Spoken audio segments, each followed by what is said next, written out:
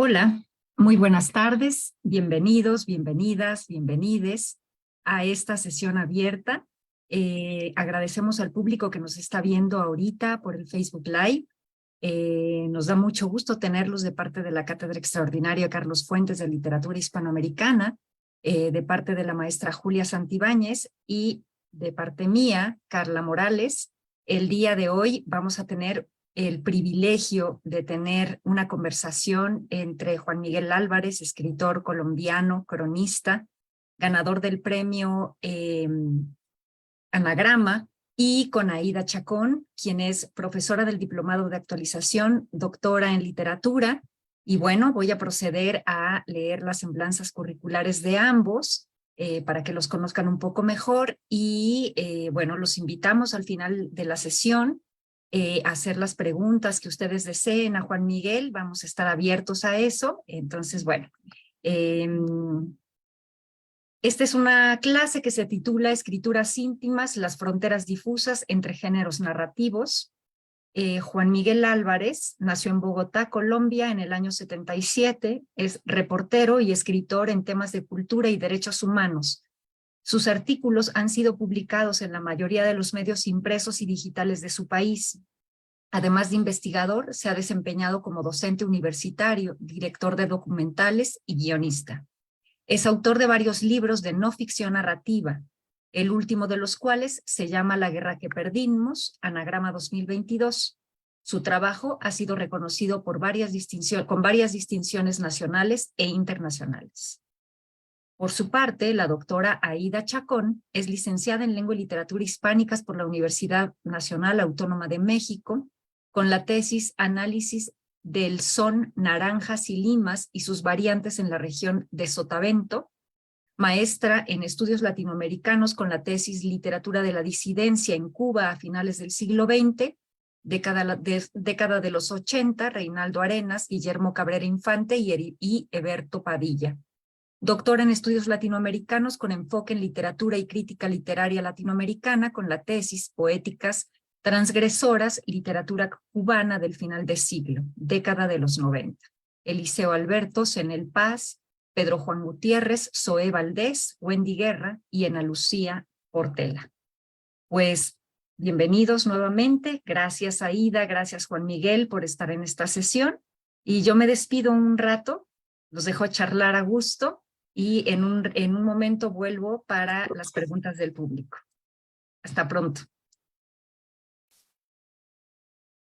Claro que sí, pues buenas tardes, muchísimas gracias Carla, a la Cátedra Carlos Fuentes también por este espacio, por esta clase abierta y pues muchísimo gusto Juan Miguel, es un gustazo para mí pues platicar contigo esta tarde porque tengo muchas cosas que contarte sobre la lectura acerca de La guerra que perdimos, pero también tengo muchas preguntas que hacerte, yo creo que el público también, espero que así sea. Bueno, pues bienvenido a este espacio, por supuesto, bienvenido a este espacio estudiantil, además, porque obviamente habrá estudiantes del diplomado que estarán aquí conociéndote, escuchándonos y seguramente también tendrán muchas preguntas al respecto de la guerra que perdimos. Antes que nada, antes de empezar, me gustaría, no sé, tú cómo veas, si introducimos un poquito acerca de la crónica, ¿no? De este género, de sus, a lo mejor, definiciones, de sus fronteras difusas, como lo llamo yo, y de los préstamos que hay con otras disciplinas, con otros géneros. Me gustaría saber cuál es tu punto de vista al respecto de este género, qué tienes que contarnos acerca del género como tal. Ya te diré yo algunas cuestiones que he pensado, por supuesto, a través de tu escritura, pero me gustaría mucho escucharte y que nos contaras ¿qué consideras tú como periodista, como escritor, que hay en el género de la crónica que se ha permitido, se ha logrado un desarrollo tan grande, por decirlo con una sola palabra que para nada lo describe, en América Latina? Bueno, pues primero doy las gracias por la invitación a esta clase, a esta cátedra abierta, y voy a tratar de responder las preguntas, las muchas preguntas que me dices que hay por ahí, ojalá sea capaz de hacerlo. Empecemos pues con esto. A ver, Latinoamérica tiene una larguísima tradición de personas dedicadas a escribir crónica, a experimentarla, a llevarla a límites increíbles también, como a extremos. Mm, y esto no es de ahora, o sea, esto no es ni siquiera de los últimos 20 años, 30 años, 40 años, que se podría hablar como de una última, una más reciente generación de autores y autoras en este asunto. Yo creo que la tradición se puede extender muchísimo tiempo atrás.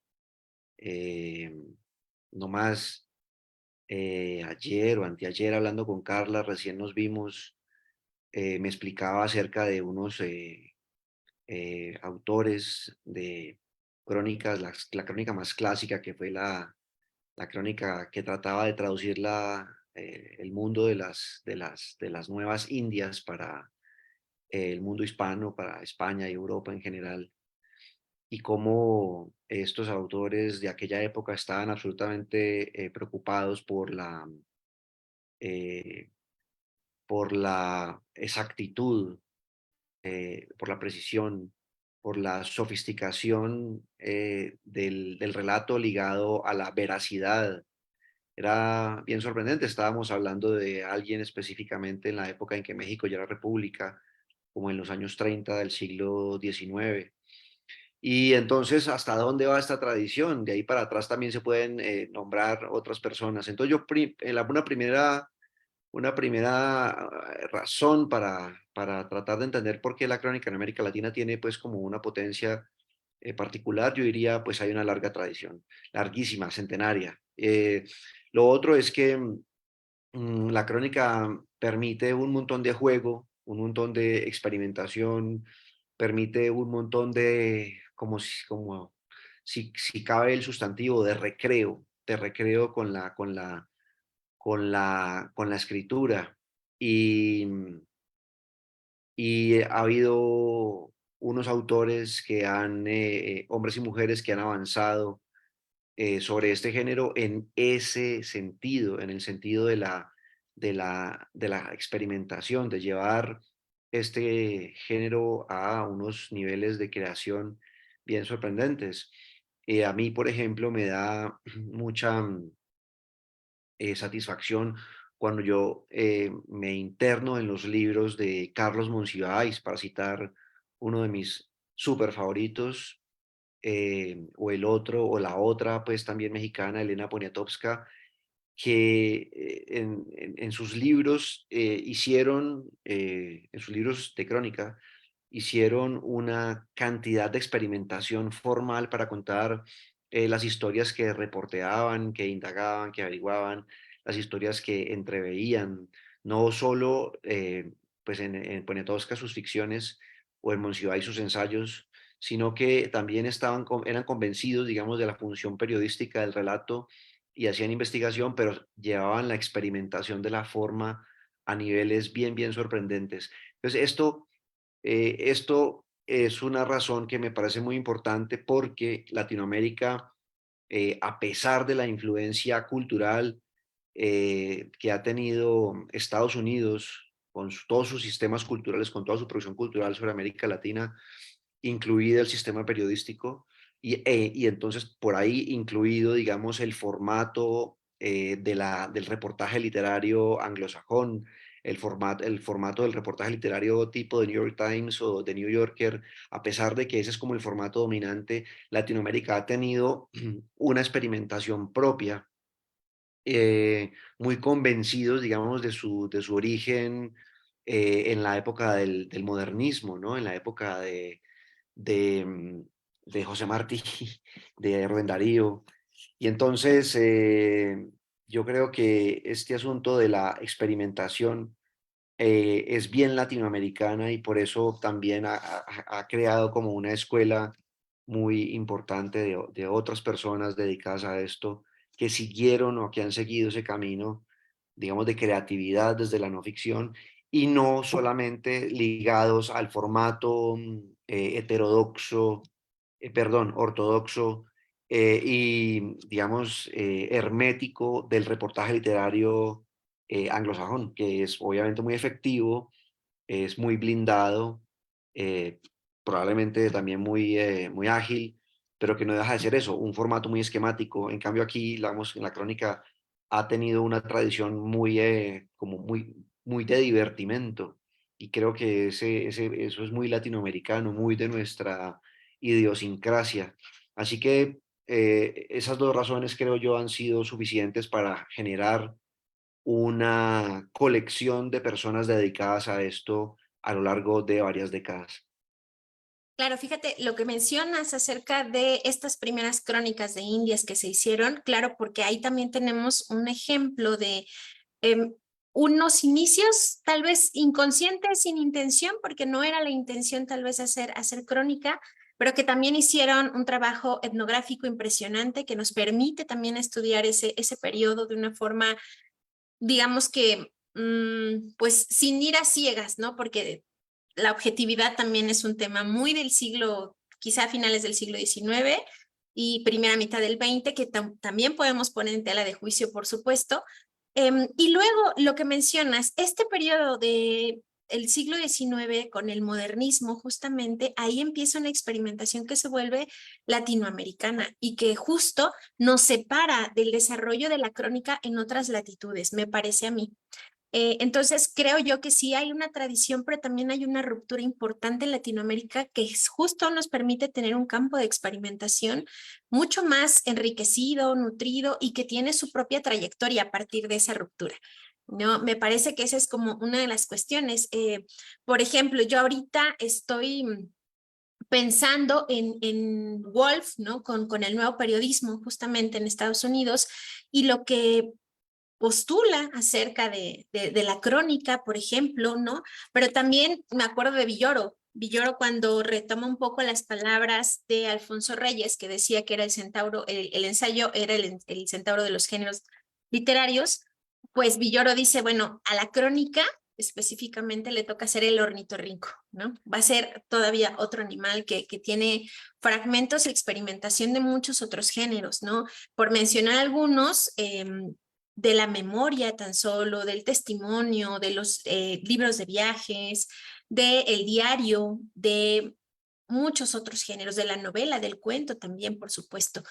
Y en ese sentido, ahorita que estamos hablando de esta experimentación, por ejemplo, pensando en el orden y lo que nos regalas a partir de tu obra, de esta última obra de La guerra que perdimos, pues justo me parece eso, ¿no? Primero, la crónica que empieza a narrar la muerte de esta enfermera, el asesinato de esta enfermera, y cómo también más adelante tenemos fragmentos de lo que parece un diario de campo, ¿no? Que viene con esta experimentación de la crónica justamente, pero que tienen un hilo narrativo que está comprometido con la verdad. En este sentido, digamos, ¿por qué consideras que la crónica es, digamos, que uno de los ejercicios narrativos necesarios, por decirlo así, ¿no? Yo considero que es un género narrativo literario. No sé si tú consideres lo mismo. Si es así o si no es así, cuéntanos tu postura al respecto. Yo en este sentido también recuerdo un poquito las palabras de Jablonka cuando nos dice que hay unas condiciones que permiten en América Latina y en general en la literatura mundial de la segunda mitad del siglo XX apegarnos más a los hechos, ¿no? A lo que existe, a lo que está pasando, a lo que estamos experimentando. Pero tú dime, ¿qué opinas al respecto? No estoy muy seguro de si sea realmente pues como un formato o un género necesario. A ver, coincidamos en que, bueno, es al menos una forma de escribir en la que si realmente se es honesto con la experimentación, si realmente se lleva a fondo la creatividad, si realmente hay un trabajo, digamos, de hondura simbólica en el manejo de las historias, pues sin duda es una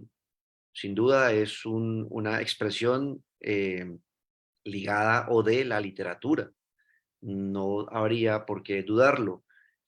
Eh, lo que yo veo ahí, lo que quizás esto se deriva, voy a hacer una derivación corta, es que en general, el periodismo narrativo del cual, digamos, se desprende la crónica como formato específico, está muy condicionado, al menos académicamente, por las reglas de producción del periodismo investigativo, del periodismo informativo, en tanto que es periodismo. Entonces, al serlo, como que las reglas del periodismo investigativo o informativo se trasladan o la academia las traslada automáticamente al periodismo narrativo, y ahí entonces, pues a mi modo de ver, eh, la crónica pierde juego, pierde capacidad, pierde la posibilidad de sorprender.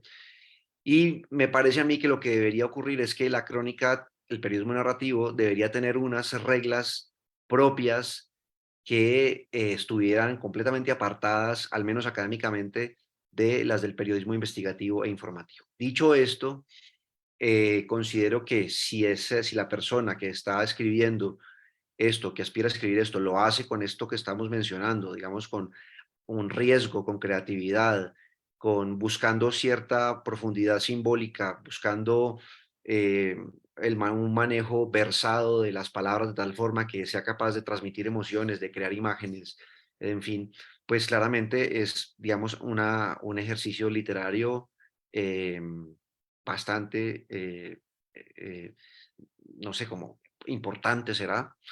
Ahora, si yo me pongo si yo me pregunto por, eh, como por la crónica como una especie de sustrato en el cual hay como una camada de personas que tienen como una manera de ver el mundo como más sofisticada y por lo tanto entonces escriben de esta manera y por lo tanto son capaces de llevar al papel historias que tienen un punto de vista como más enriquecido, como, como más creativo, más inteligente.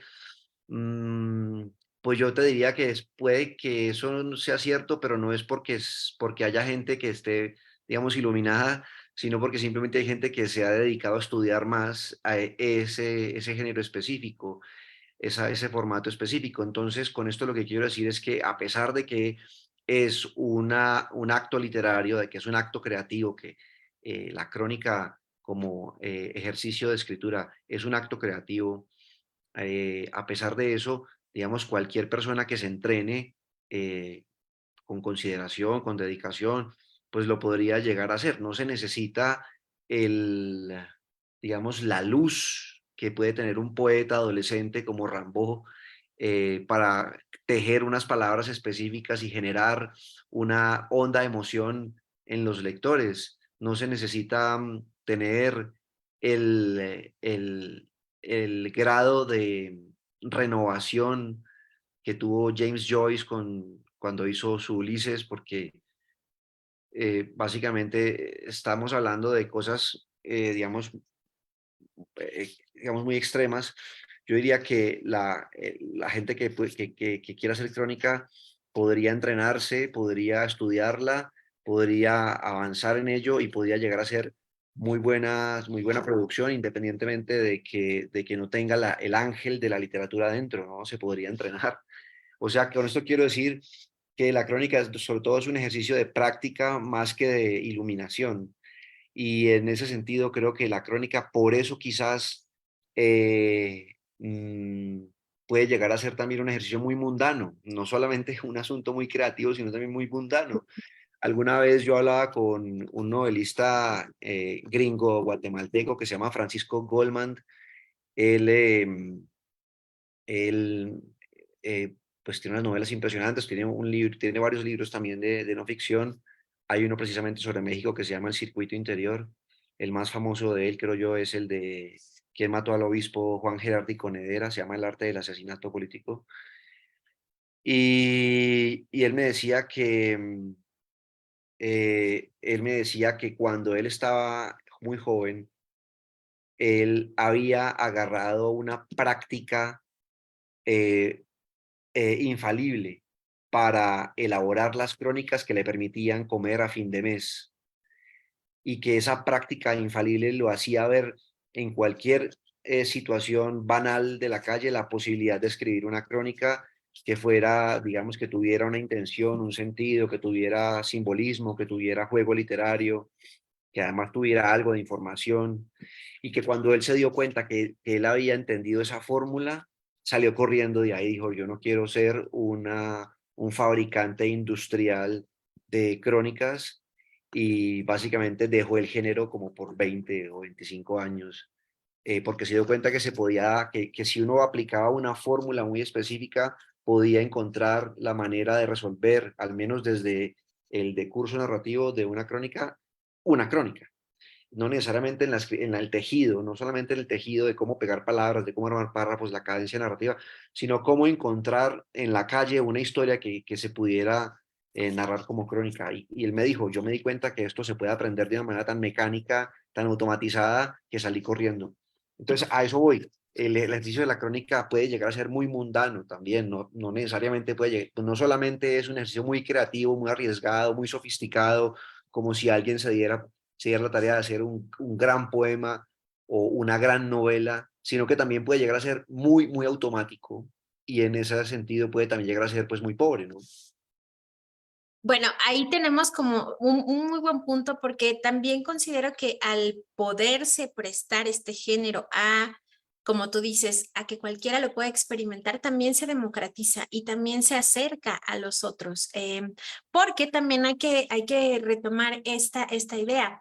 Durante muchísimo tiempo, sobre todo en el siglo XIX, pensemos, la literatura se sentía como muy elevada de la gente, ¿no? Como la literatura está acá y todas las demás personas están acá. Y justo el genio es lo que les permite alcanzar, pues, la posibilidad, el don de escribir. Y la crónica permite acercarnos a los simples mortales a una escritura, ¿no? Que un poco esto tiene que ver también con el título de esta charla de las escrituras íntimas, porque podemos también en esta experimentación, o eso es lo que yo he notado con varios cronistas latinoamericanos, por supuesto, y con la posibilidad de leerte, que darle voz a otras personas que vivieron, que cuentan su historia, nos permite también reconstruir un relato histórico fuera de las voces oficiales, fuera del relato oficial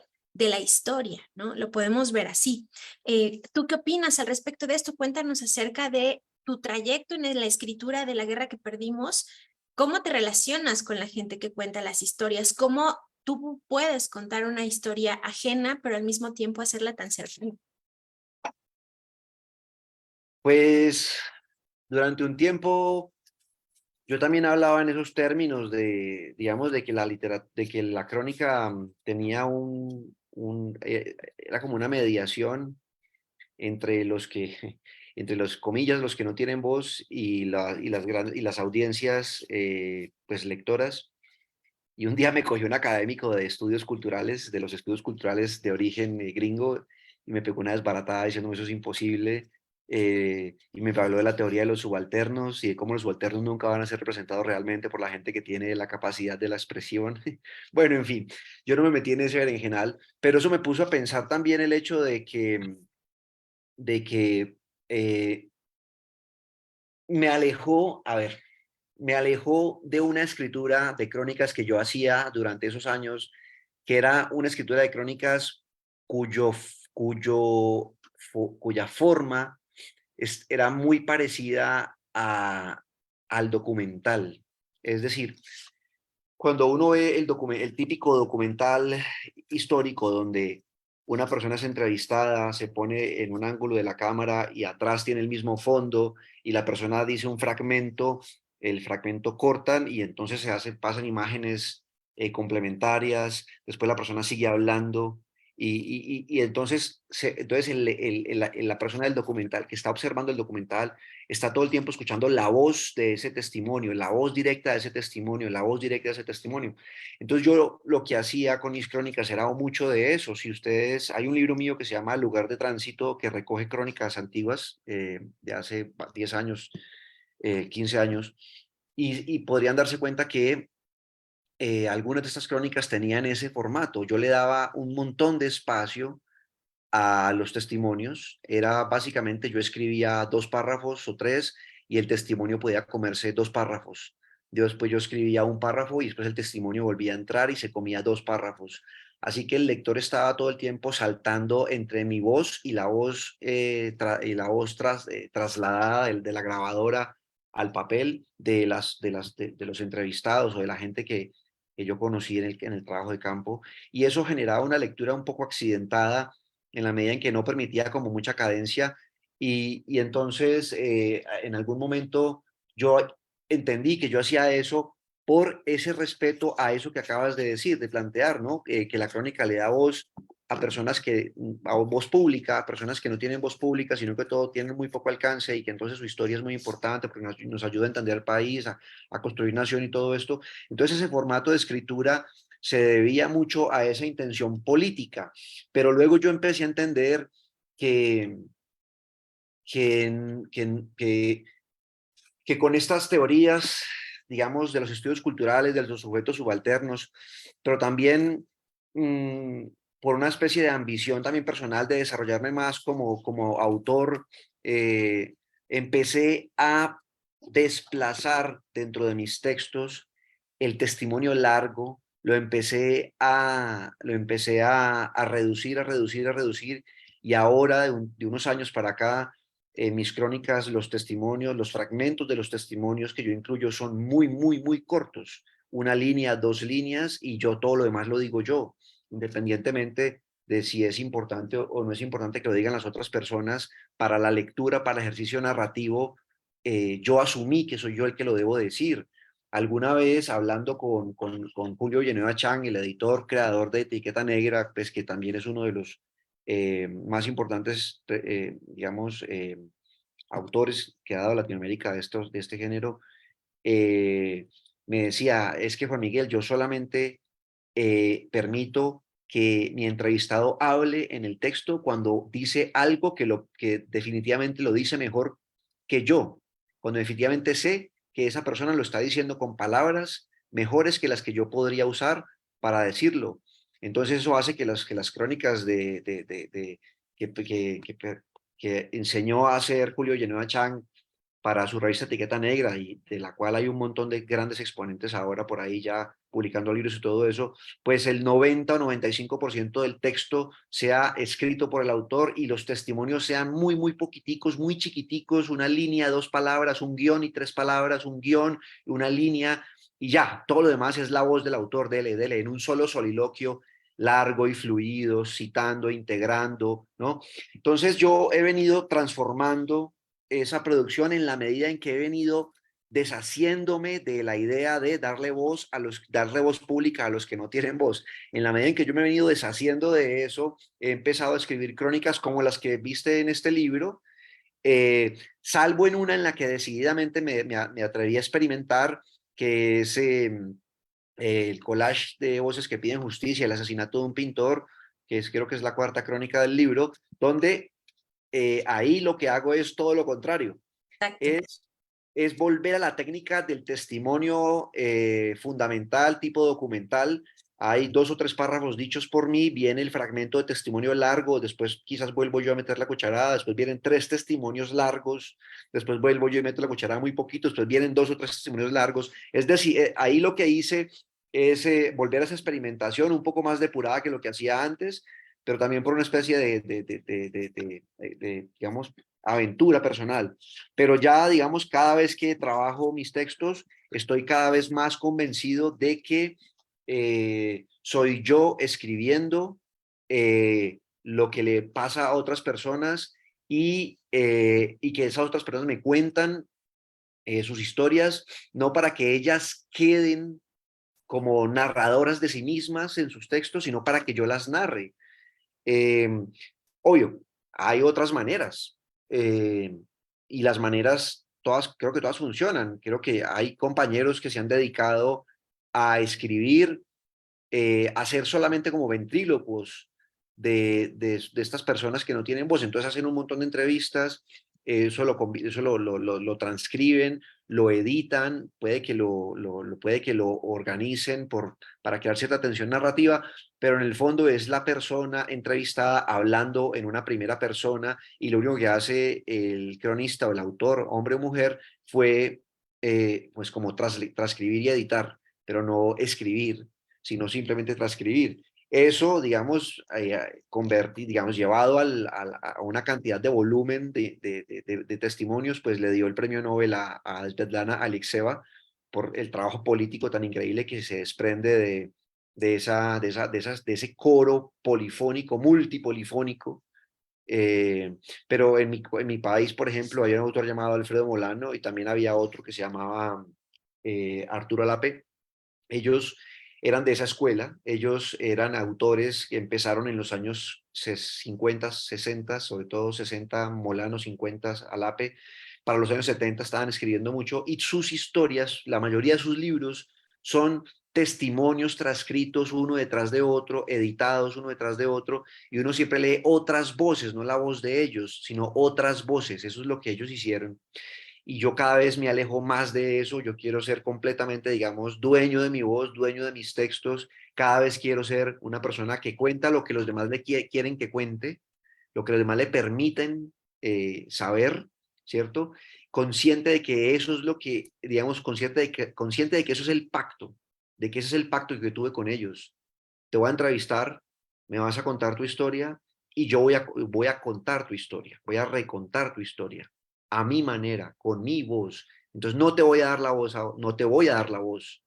Voy a usar mi voz para contar tu historia, pero no te voy a dar la voz. Solamente te voy a dar 2 o 3 palabras cuando las necesite para reforzar algo, pero no más que eso. Y eso es un cambio de postura completamente radical en comparación con la crónica que aspira a darle voz pública a los que no la tienen, ¿no? Que puede ser esta crónica que te digo de los años 60, los años 70, que digamos, se ha mantenido el tiempo porque finalmente es un formato, pero pues que yo creo que con los nuevos, no, con los autores que ahora están haciendo algo, creo que está cada vez más desplazado. Sí, fíjate que esto que mencionas es bastante interesante porque también hay varios estudios actuales también que se están haciendo dentro de la universidad donde justamente hablan de que dar voz a otros ni siquiera es de una forma directa como se entendía antes también, ¿no? Sino que dar voz es justamente contar las historias de alguien más, aunque sea esta voz narrativa. Y ahí viene una serie de discusiones teóricas muy separadas de los estudios culturales, por supuesto, pero una serie de discusiones teóricas donde nos hablan acerca de este género de la crónica y cómo se presta a replantearnos a su vez otros géneros, ¿no? Porque alguien que te cuenta su historia y que te permite que tú la cuentes a su vez, de alguna manera termina su historia contada para los otros. Y eso es una forma de dar voz indirecta. Ya no es una voz directa, pero es una voz indirecta, ¿no? Que es una de las grandes pues de las grandes posibilidades de la crónica también. Ahorita que ya estábamos hablando acerca de varios estilos, cuéntanos también de estos estilos, porque justo también podemos identificar esto en tu obra, en esta específicamente, cómo estas crónicas escritas en diferentes años, publicadas, reescritas, reeditadas, aumentadas, ¿no? Nos permiten entonces leerte y leer los estilos que estás, digamos que experimentando en esta compilación tan interesante, porque no quiero llamarla solo compilación porque sería como los mismos textos que ya se habían publicado de esa misma forma se ponen en un libro y no es así. Hay un proceso de reescritura, un proceso de análisis, de acercamiento de nuevo y eso es bastante interesante. Es una reescritura de ti mismo también. Claro, sí, eso está muy bien visto, ¿sabes? Nadie me había preguntado eso. Y es una cuestión que tiene que ver con mis transformaciones internas como persona que se piensa como una persona que se gana la vida escribiendo. Mm, ha habido siempre una idea muy eh, reinante en el debate de la literatura y es que un texto que se publique, que se ha publicado, ya es un texto inamovible, ya es un texto congelado. Mm, esto es una idea muy clásica, no sé desde cuándo viene, pero es lo que todo el mundo considera, es que si ya se publicó, si ya el lector lo tuvo entre sus manos, si ya lo vio de esta manera, pues es porque el autor, esto es lo que se especula, pues es que el autor ya hizo su máximo esfuerzo para que esa historia haya sido, haya adquirido su mejor forma, su mejor condición, esté escrita de la mejor manera posible, con la mejor entrada, con el mejor final, con la mejor manera de relacionar fuentes, con la mejor manera de organizar la cadencia argumentativa, el desenlace, todo. Pero lo que no, con lo que no cuentan es que eso puede funcionar muy bien para un cuento, para una novela. Probablemente una novela tenga una sola forma de escribirse y una vez esté terminada, no creo que un novelista la reescriba si ya fue publicada, porque será muy extraño. Pero es que en la crónica funciona muy distinto porque la crónica es sobre todo un medio de una forma de ganarse la vida en medios de comunicación. Entonces, cuando yo hago reportajes para los medios de comunicación para los que trabajo, pues esto tiene unos condicionamientos, y esos condicionamientos es que el texto tiene que salir en tal fecha, de tal manera, con tanta extensión, tiene que tratar de ampliar un tema específico que en ese momento se necesita. Entonces queda una crónica que cumple con las obligaciones del momento para el medio, para el editor que lo está necesitando. Pero yo lo que hago es, listo, yo cumplo con el encargo, pero eso no significa que yo dentro de mí esté satisfecho con mi objeto estético. Yo digo, no, eso no importa, yo lo que hago es que yo cumplo con el encargo, lo hago bien, es decir, procuro que quede de una buena manera, procuro que cumpla, que deje satisfecho al editor, que cumpla con lo que está necesitando, pero además dentro de mí digo, bueno, para mis libros, estos textos tienen básicamente otra vida, y esa otra vida yo se las doy después. Yo veo qué personaje escribo de otra manera, cómo lo defino, cómo lo entro, qué otras cosas digo, qué otra posibilidad de observar me permito. Y eso hace que mis textos tengan como una doble vida. El texto con el que cumplo el encargo para que me paguen mi sueldo mensual, y después el texto que yo trabajo y vuelvo a trabajar y vuelvo a trabajar hasta que lo pueda integrar en un libro del cual yo me sienta, digamos, orgulloso. Este es mi máximo nivel con este texto. Ok. Eso yo lo tengo clarísimo. Yo no soy, en eso no soy, digamos, clásico. Yo no considero que un texto publicado sea inamovible. Yo creo que cualquier texto puede ser sujeto de transformación, experimentación, de cambio, hasta que básicamente ya, digamos, se queda en el libro, y ya pues a partir de un libro sí probablemente no tenga una segunda vida, aunque hay cosas que podrían llegar a tener segunda vida. El caso es que para mí ha sido todo un proceso de conocimiento. Primero, entender que la premura con la cual tengo que entregar crónicas para los medios de comunicación para los cuales trabajo obliga muchos fallos, no fallos informativos. Eso se cuida uno mucho. Hablo de los fallos creativos, de que quizás no entro bien en el diálogo, quizás no entro bien en la escena, cosas que en ese momento no, quizás no sea capaz de ver, pero que cuando pasan los meses, quizás sí las veo mejor. No más, mi última crónica publicada en la agencia de Baudó Agencia Pública, que es como el medio para el cual más escribo en Colombia. El mes pasado publiqué una crónica sobre un proceso de minería de oro en una región específica del país.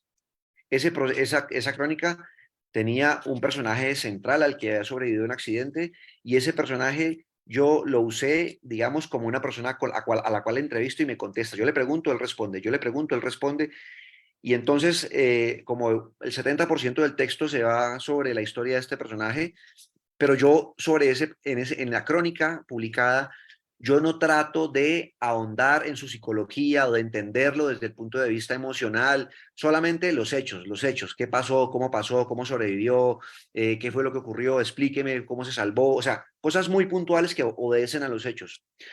Para un proyecto de libro que yo tengo a largo plazo ya desde hace varios años, que tiene que ver con la minería, ese texto lo estoy transformando completamente. Transformando es que yo estoy tratando de entender psicológicamente a este personaje, yo estuve con él más tiempo, vi más cosas de él, interpreto mucho sus respuestas. Entonces, en el texto que estoy armando ahora, a pesar de que tiene algún parecido con el publicado, digamos, es otra cosa. Y esa posibilidad es la que yo me doy de ser más creativo, de ser más experimental, de ser esencialmente más escritor, menos periodista, más escritor, más dedicado a la experimentación con las palabras y con los párrafos y menos atado al acartonamiento de la necesidad informativa. Mientras que si uno se ata a la necesidad informativa, pierde experimentación. Si uno se libera completamente a la creación, pues puede perder rigor. Entonces, en ese equilibrio se va la crónica. ¿Qué ocurre? Que para los medios inmediatos es importante el afán informativo y la experimentación hay que hacerla, pero muy medida. Para los libros, uno puede voltear la proporción, uno puede elevar la calidad de la experimentación creativa y mantener un nivel informativo importante, pero elevar la calidad experimentativa, la calidad de experimentación. Entonces yo eso es lo que hago, cambio el balance de las cosas en los textos que van a integrar mi libro.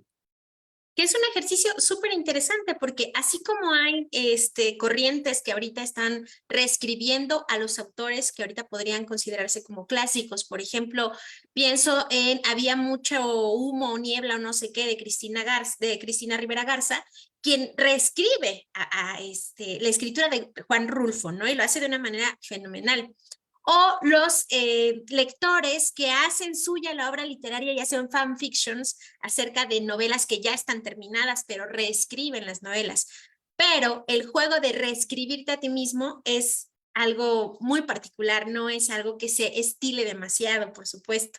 Me parece que en ese sentido, justo la crónica te permite esa experimentación y te permite este juego entre la literatura, porque aquí es donde se nota, y lo acabas de explicar muy bien, donde se nota la influencia de la literatura, porque tu goce estético, tu yo escritor, es el que está dominando cuando haces la reescritura de ti mismo para tus libros. Y por acá está dominando el ojo objetivo del periodismo, claro con la crónica, claro con la experimentación, pero le pone freno de mano a esta experimentación creativa, ¿no? Pues, Y está. eso es. Básicamente eso es lo que me pasa los últimos 15 años de mi vida, tratando de experimentar con las cosas que ya están. Por ejemplo, el libro que publiqué en el 2018 se llama Verde Tierra Calcinada. Ese libro son 7 capítulos intercalados por unas viñetas. Entonces, en esos 7 capítulos yo cuento el viaje a 7 zonas que fueron devastadas por la guerra en Colombia. Y eso está narrado en forma de viaje. O sea, cualquier persona que tenga algo de experiencia, que haya leído con fluidez la crónica de viajes de autores anglosajones como Paul Theroux o como Nate Poole, va a encontrar que en este texto hay mucho parecido a ese formato y no necesariamente al formato de la crónica latinoamericana. Y sin embargo, ¿qué fue ese libro? ¿De dónde sale?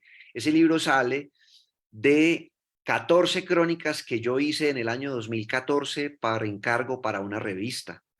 Esa revista me pone a viajar durante unos 6 o 7 meses por estas zonas que fueron completamente devastadas.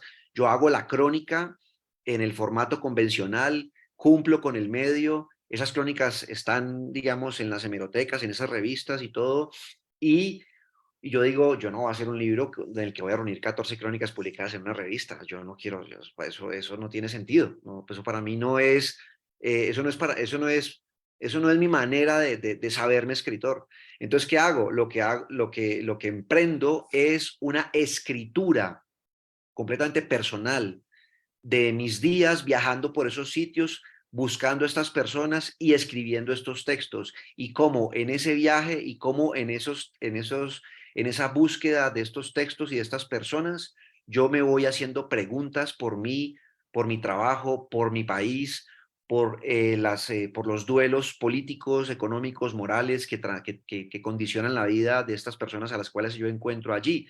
Entonces, una persona puede hacer el ejercicio de comparación, porque yo siempre, en mis libros, al final siempre están las referencias de donde yo he escrito estas cosas antes. Entonces, yo tengo como una especie de fichas de hemeroteca, entonces la persona puede mirar que del capítulo 1 de este libro hay 3 crónicas escritas tales y tales revistas, se llaman de esta y esta manera. Una persona podría mirar esas crónicas, leerlas y después comparar con lo que yo hice en el primer capítulo del libro y va a entender dónde está, digamos, mi experimentación como escritor y no solamente mi función como periodista, ¿no? Eso para mí ha sido clarísimo siempre y ha sido básicamente mi convencimiento y por eso es que yo me considero esencialmente una persona que escribe, que se dedica a escribir como oficio profesional, no que se dedica a informar como oficio profesional. Totalmente de acuerdo contigo. La escritura es la clave. Bueno, tenemos preguntas del público, entonces me gustaría ir haciéndote estas preguntas. Hay Vale. muchísimas preguntas muy bien planteadas. Son de nuestros, en su mayoría son de los que están conectados, de nuestros estudiantes, de la gente que está conectada. Te las voy a decir, yo creo, una por una, porque son Vale. preguntas largas. Bueno, Entonces, vamos a tratar de ir más o menos rápido, si no, retomamos unas después. Cristian Oliver pregunta, ¿cómo ha sido el proceso de tu escritura para darle rienda suelta a tu voz? ¿Qué tipo de estrategias has encontrado para indagar, fortalecer esta decisión que has tomado, perdón? ¿Qué dificultades has encontrado y cómo has hecho para superarlo o para trabajarlo? bueno, digamos, ahí hay cosas que no puedo ser capaz de responder ahora, pero podría responder lo siguiente. Para escribir estos textos, estos libros que yo escribo, no hace falta tanto investigar, digamos, la investigación es absolutamente necesaria porque es el proceso periodístico, pero es mucho mejor aprender a recordar. Cuando uno escribe desde el recuerdo, uno escribe en un tono muy fluido y en un tono muy memorioso. Uno escribe con la fluidez que le concede, con la fluidez que le otorga el hecho de que uno tiene ya un recuerdo entronizado y lo único que va a hacer, lo único que uno va a hacer es compartir ese recuerdo con las demás personas. Entonces, cuando uno logra ese nivel de apropiación de una historia, que la convierte en un asunto de memoria y no en un asunto de investigación, pues entonces allí es cuando aflora una voz muchísimo más mm, vigorosa, fluida, intensa, emocional. Entonces, la primera, digamos, la única gran estrategia que yo he venido aplicando es, yo hago mi investigación para cubrir, para entregar las crónicas que tengo que entregar, pero luego yo espero que toda esta información dentro de mí ocupe un lugar en la memoria, ocupe un momento importante dentro de mi recuerdo y lo que hago después es escribirla a manera de recuerdo, como si yo estuviera recordando. Entonces, mientras que mis crónicas para medios generalmente están escritas en presente simple, mis libros están escritos en pasado. No este de la guerra que perdimos, porque ahí yo estoy jugándome un montón de cosas que son en presente, en pasado, dependiendo, pero eso está en función de la persona que era la protagonista de la historia. Pero mis otros libros, que son libros más personales, están escritos en pasado simple. Yo voy, yo fui, me dijeron, conocí, estuve. Entonces, esa conjugación en pasado permite una construcción de un tono mucho más íntimo, mucho más emotivo.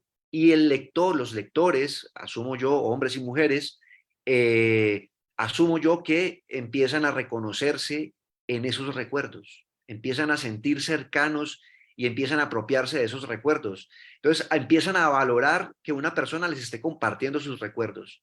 Entonces yo creo que ahí es donde se genera un proceso creativo distinto. Yo creo que si la persona que me preguntó esto tiene ese interés creativo, yo le diría que por un lado haga investigación, resuelva el asunto informativo, apropiese de él, pero espere que pase un tiempo y cuando pase un tiempo escriba desde el pasado, escriba desde lo que fue y se va a dar cuenta que el tono que consigue es absolutamente precioso y va a estar lleno de mucha cadencia, de mucha riqueza, de mucha hondura, de mucha emotividad.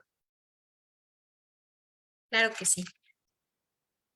Qué interesante lo que están hablando y lo que están diciendo. Yo vine aquí a justo ayudar a Ida con lo de las preguntas pero quería decir que muchísimas gracias porque creo que ha sido una clase sobre crónica y también, Juan Miguel, sobre cómo escribir crónica. Entonces, bueno, Kobe Hansen pregunta, has mencionado a Monsiváis, Poniatowska, estaba yo pensando en Pedro Lemebel también, y cada una de esas tres personas tienen una forma muy particular de escribir y producir sus crónicas. ¿Puedes mencionar textos concretos que te han afectado en tu desarrollo como cronista? ¿Cuáles son tus recomendaciones para lectores principiantes o personas que desean escribir crónica? Textos de estos personajes que mencioné, hay un libro de Monsiváis que a mí me dejó completamente desbaratado cuando lo leí. Yo no entendía nada, porque son temas muy locales, muy mexicanos y muy de la política local, pero a mí no me interesaba, a mí no me importaba no entender el fondo, yo lo que trataba era de entender de esa manera tan creativa de Monsiváis, de armar una narración tan polifónica, tan experimental. Entonces hay un libro que se llama no Días de Guardar, no se llama Crónicas de la Sociedad que se organiza. Eso está en ediciones Era.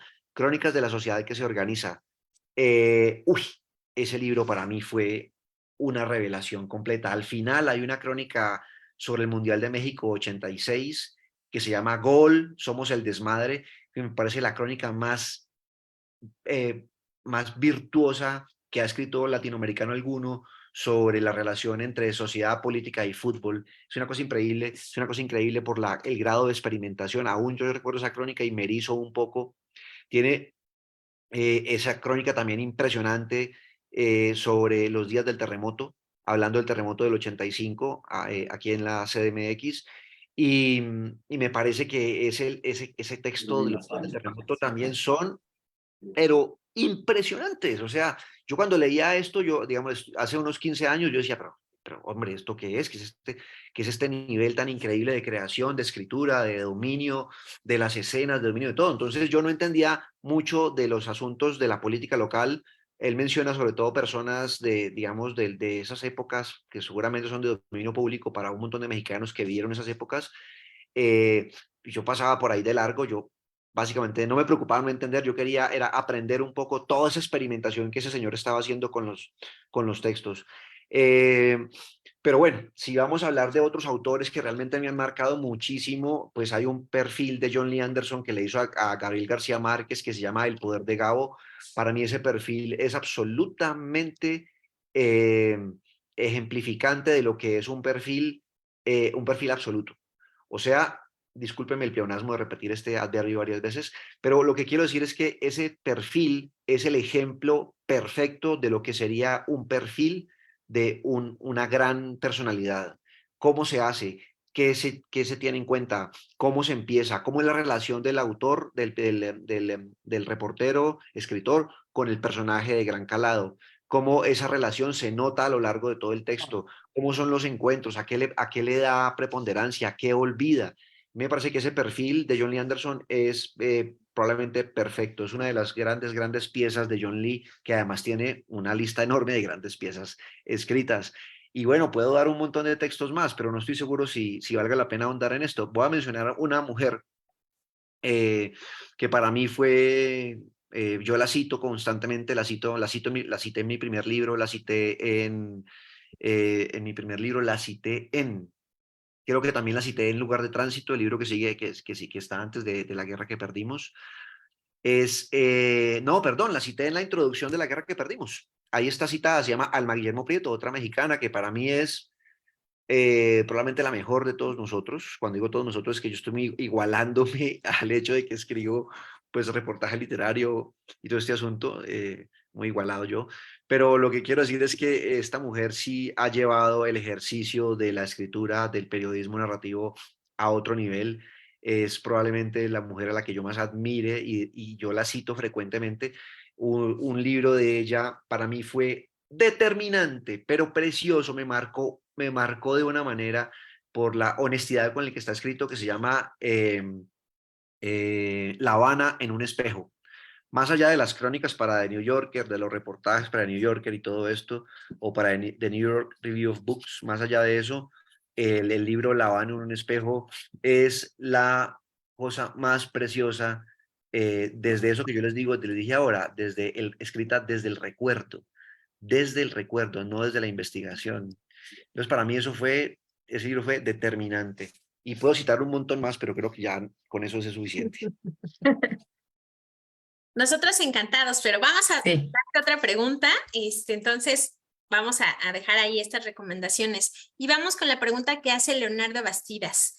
Dice, muchas veces se ha cuestionado al periodismo como una posibilidad de expresión literaria. La crónica, la pregunta ya concreta es, ¿la crónica es la llave para abrir esa puerta tan estrecha?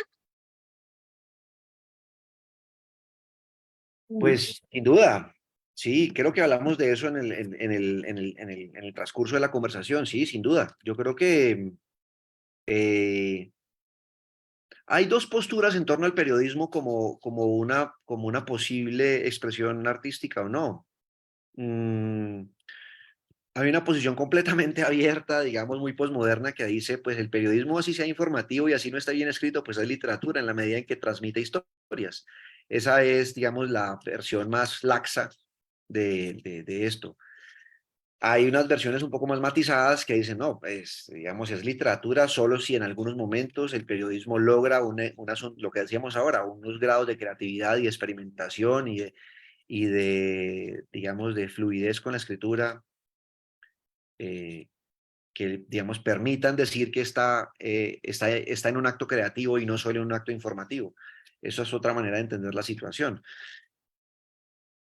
Si nos paramos en esos dos extremos, pues yo diría que la crónica como formato le permite a uno acercarse a, le permite a uno acercarse digamos, a este asunto de la creatividad, o sea, la crónica al hecho a la obligación que uno tiene narrativa de, por ejemplo, de escribir personas. Cuando uno presenta a un personaje dentro del texto y entonces uno dice que digamos, que ese es alto y corpulento, no, alto y fornido, eh, pero sus músculos no son trabajados en un gimnasio, sino que parece que haya nacido así. Ya el solo hecho de haberse obligado a hacer una descripción física de una persona ya es un acto creativo, por más que uno esté ciñéndose a lo que está observando, pero es un acto creativo. Cuando la crónica apela a ese tipo de momentos, cuando la escritura apela a ese tipo de momentos, está llegando, digamos, está intentando hacer literatura, independientemente de que esté en la crónica o de que esté en un cuento o que esté donde esté. Entonces, en el periodismo, la única manera, el único lugar en el que uno se permite gastarse unas líneas para describir a una persona, pues es en la crónica. Pero así también con los espacios, con los lugares. Por ejemplo, si uno está escribiendo sobre un hecho que ocurre en una esquina y entonces uno empieza a describir la esquina, a trasladarle esa esquina a los lectores que están en otro país que nunca la van a conocer. Y entonces uno empieza a decir que esa esquina es tumultuosa, que el semáforo siempre está en rojo, que hay un perro que siempre se atraviesa y que la moto entonces frena en seco. Uno hace una descripción así para tratar de llevarle esa atmósfera a una persona que no conoce esa esquina, ya está haciendo un acto literario. Por más que sea una observación, por más que sea un acto de observación verificable, por más que esté atado a la no ficción, es un acto creativo. Y ahí es donde aparece, digamos, la escritura creativa en la crónica. Entonces yo creo que sí, que la crónica es la puerta definitivamente para, digamos, convertir el periodismo en un acto creativo. Perfecto. Hay otra que dice, desde tu experiencia, ¿cómo afilar el ojo para la narrativa de una crónica en nuestro contexto actual? No, la fórmula solo es una. No importa el contexto actual ni el contexto de hace 50 años, es una. Hay que leer muchísimo para poder afilar el pensamiento. La única manera de entender dónde hay una historia, dónde algo no cuadra y entonces dónde uno puede hacer una investigación para que salga una historia, es entender qué está pasando en el mundo. Y la única manera de entender qué está pasando en el mundo, pues es leyendo. No es un asunto de que me enteré porque en el noticiero dicen esto, que tal persona dijo esto. No necesariamente ese tipo de conocimiento le ayuda a uno a entender el mundo. Puede que le dé información, pero el entendimiento es un proceso íntimo en el cual uno recibe unas notas, recibe unos datos y esos datos los vuelve uno materia de sí mismo y después esos datos los arroja uno al mundo y la manera en que los arroja está generando ese entendimiento con el mundo. En la medida en que uno logra desarrollar mucho más este proceso de absorción digamos, volver a sacar de adentro eso, está, digamos, afilando el cerebro, está llenándolo de agudeza y claramente en algún momento va a empezar a notar cosas que otras personas no notan. Ok, bueno, pues vamos a dejar hasta acá la sesión de preguntas. Realmente he disfrutado muchísimo esta charla contigo. Te agradezco, Juan Miguel, que hayamos intercambiado. Como puedes ver, yo soy admiradora tuya y de la crónica y de este género. La verdad es que es uno de mis géneros favoritos, estudiados, leídos, disfrutados, y de verdad ha sido un placer enorme leerte y conversar contigo esta tarde. Bueno, pues muchas gracias a ustedes por esta durísima conversación de cosas que ya incluso ni siquiera ya las tenía como por allá en el baúl de la formación de hace como 15 años, así que bueno, muy chévere, estuvo muy bien, muchas gracias. Yo también quiero agradecerte, Juan Miguel, agradecer a Aida por esta conversación, creo que tan nutritiva, tanto teórica como en el sentido de divertimento. Entonces, muchas gracias a ambos y bueno, gracias a todo nuestro público por haber estado con nosotros, con nosotras. Y nos vemos en la siguiente. De parte de la Cátedra Extraordinaria Carlos Fuentes de Literatura Hispanoamericana, los invitamos a seguir nuestras, pues, cursos, talleres y lo que viene para el siguiente semestre y para lo que viene ahora. Así es que nos despedimos. Muchísimas gracias a los dos y nos vemos muy pronto. Hasta la próxima. Gracias.